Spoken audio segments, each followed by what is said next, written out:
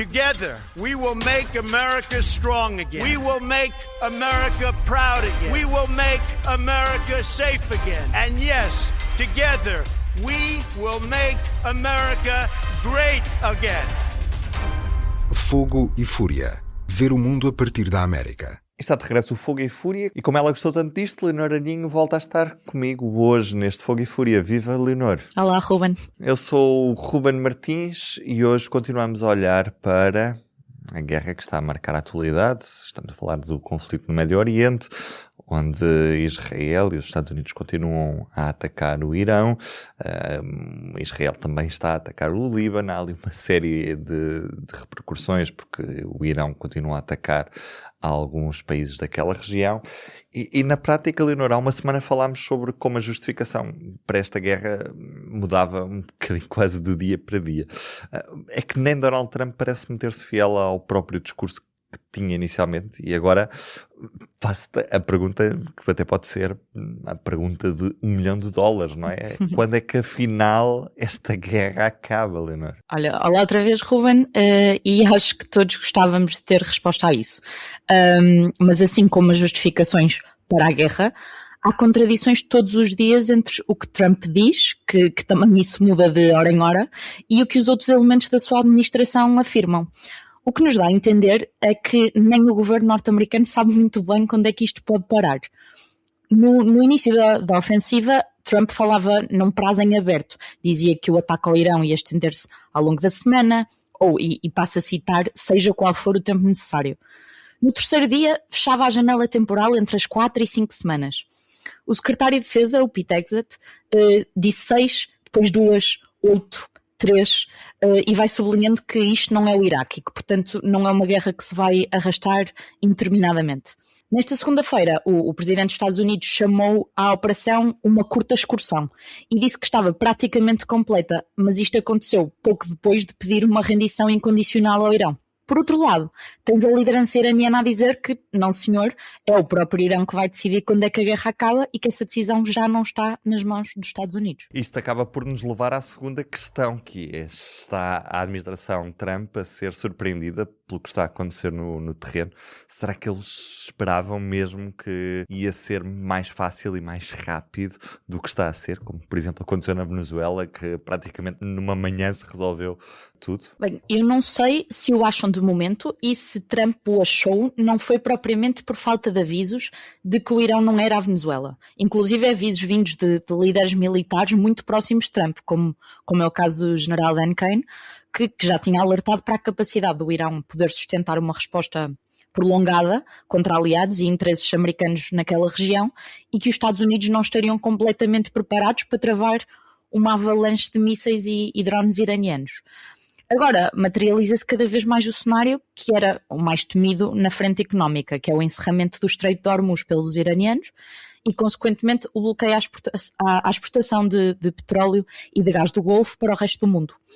Sendo que é dali que vem entre 1/5 e 1/4 de todo o petróleo e gás consumidos no mundo, com efeitos particularmente graves para gigantes asiáticos como a Índia e a China. É isto, aliás, que tem feito disparar o preço do petróleo, com consequências para todo o mundo, incluindo para Portugal, como temos visto. E há aqui um aspecto que vale mesmo a pena sublinhar. Lembra-te que o petróleo ainda é o sangue da economia mundial, digamos assim, e se o preço sobe, isso significa que quase tudo o que consumimos se torna também mais caro de produzir. Há outra coisa que distancia a questão do Irão daquilo que aconteceu na Venezuela. Na frente política interna iraniana, claramente a ideia de mudança de regime não se está a materializar também. E se isto era só uma sensação antes, sedimentou-se muito no fim de semana com a nomeação de Mojtaba Khamenei, filho de Ali Khamenei, como o novo líder supremo do Irão.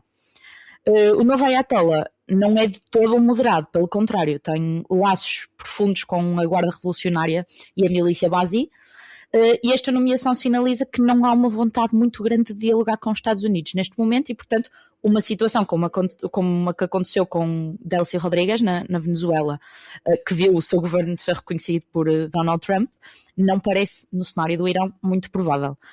Há sim um sinal muito forte do regime iraniano de união e de uma grande vontade de sobreviver. Portanto, se na semana passada não conseguíamos encontrar a verdadeira justificação dos norte-americanos para esta guerra, nesta semana não a encontramos, nem encontramos um prazo para o fim do conflito e começamos também a ficar um bocado confusos com os benefícios que Washington tira de tudo isto. Por falar em Washington, na semana passada, enquanto estávamos todos muito distraídos com a guerra, tivemos o primeiro grande despedimento desta segunda administração Trump. Uhum. É verdade. Kristi Noem já não é a secretária da Segurança Interna. Donald Trump despediu-a na quinta-feira. E porquê é que caiu, Leonor? Primeiro, precisamos de dar aqui um contexto muito rápido. Era a pasta de Kristi Noem que, antes da guerra com o Irão, estava mais sob escrutínio aqui no universo norte-americano, nomeadamente por ser a pasta responsável pelo ICE, o Serviço de Imigração Federal, que pela sua atuação tem contribuído para a impopularidade de Trump, mesmo junto de alguns republicanos. Kristi Noem foi chamada ao Senado na semana passada para se explicar sobre esse e sobre outros casos, e acabou por naufragar quando tanto os democratas como alguns republicanos conseguiram expor que a secretária da Segurança Interna estava claramente a usar fundos públicos para viver uma vida de luxo e para beneficiar aliados políticos e pessoais.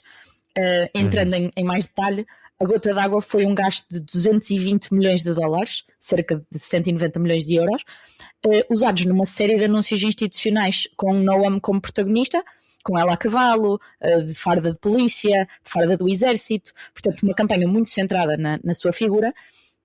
E esses 220 milhões de dólares terão ido quase todos para duas empresas. Uma delas, a empresa do marido da porta-voz do departamento, sendo que os dois, este casal, era pessoalmente próximo de Noem, e uma outra da Dakota do Sul, que tem ligações a Noem de uma outra forma, já que Kristi Noem foi governadora daquele estado até ser nomeada para o governo. O valor, 220 milhões de dólares, é obsceno. Lembra-te que grande parte dos grandes sucessos de cinema de Hollywood custam muito menos que 220 milhões de dólares.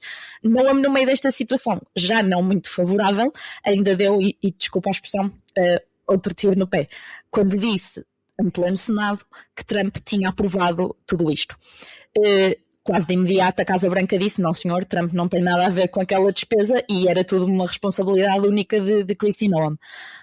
Assim, podemos dizer que esta foi a gota d'água, mas na verdade a secretária já estava muito fragilizada, não só pelos motivos que apontámos, como por outros episódios que têm sido noticiados e com os quais Noem também foi confrontada no Senado, como os atrasos na resposta a catástrofes, o facto de viajar constantemente num avião de luxo com uma suíte a bordo, as suspeitas de um caso extraconjugal com Corey Lewandowski, que é um importante assessor de campanha republicano, a quem Noem teria dado carta branca para fazer o que quisesse no Departamento de Segurança Interna, apesar dele não ter qualquer autoridade legal para o fazer. E quem é que segue agora nesta pasta da administração interna? Quem segue é o senador republicano Markwayne Mullin, do Oklahoma.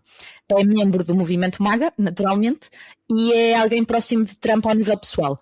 Apesar disso, é alguém que até os democratas no Congresso reconhecem ser uma evolução face ao desastre que atribuem agora a Kristi Noem no Departamento de Segurança Interna. Um parênteses, apesar de sair com má fama, Noem não foi completamente injetada do universo político.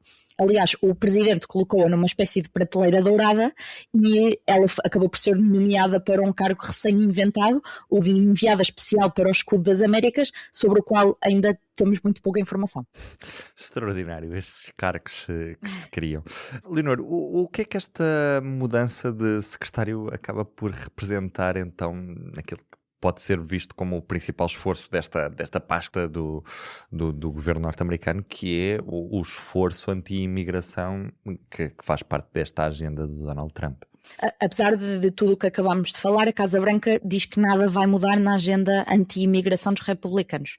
O que se diz é que Mullin tem, sobretudo, a missão de dar uma nova roupagem ou reduzir o espalhafato em torno do departamento e das suas operações, não só porque Noem tinha transformado o seu trabalho num reality show, mas também pelo facto de os próprios republicanos terem percebido, entretanto, que as sondagens indicam que toda esta campanha de detenções, de deportações, de ocupação de cidades como Minneapolis é muito impopular e, portanto, querem agora chamar menos a atenção para esta frente, já que estamos num ano de eleições intercalares.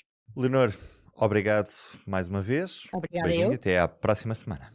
Para não perder os novos episódios, subscreva este podcast do Público na sua aplicação preferida. Para além deste programa, há mais para descobrir em público.pt/podcasts. O Público fica no ouvido.